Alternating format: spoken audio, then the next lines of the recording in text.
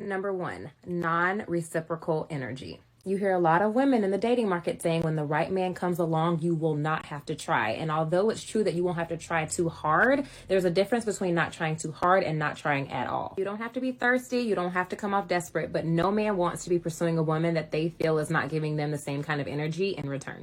Number two, unrealistic financial expectations. Somewhere in the modern dating market, we have communicated to women that it is totally acceptable to expect a man to pay for their hair or their nails for a first date, or to even go as far as to ask a man they barely even know to help them with their bills. Feeling entitled to lavish treatment or financial assistance from a man that you barely even know that's still trying to get to know you is an extremely unrealistic expectation. And social media has done a really bad job of making modern women think that that behavior is normal. Let me be clear. There's nothing wrong with wanting a man who's financially solid, but no man wants to feel like they're your walking ATM.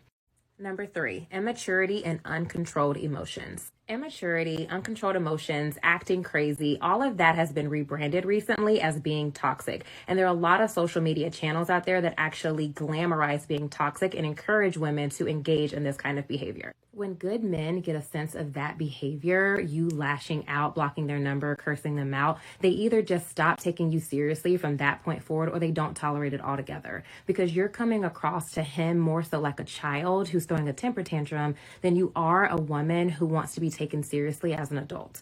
Number four, probably the most controversial one of all, being too masculine. A lot of women will shy away from being feminine now because of the negative connotation that's associated with that in modern society. Whether you like it or not, the reality is that men like feminine women. Now, this is the part in the story where a lot of women will say, well, it takes the right man to bring out that feminine energy. Although I do think that there are some points of that are true, overall, I don't really agree with that. I think that as a woman, you either embrace your feminine energy and you walk in that, or you just haven't tapped into it. There are so many women in the modern dating market who have hardened themselves to steal because of the negative experiences that they've had with men. Blocking your feminine energy is often a defense mechanism for a lot of women so that they don't get hurt in the future. But don't let the experiences of the past turn you bitter. The reality is, ladies, that there are two sides to every coin. And if we're going to talk about the bad traits of men, we also have to acknowledge and take accountability for the bad traits we have in ourselves.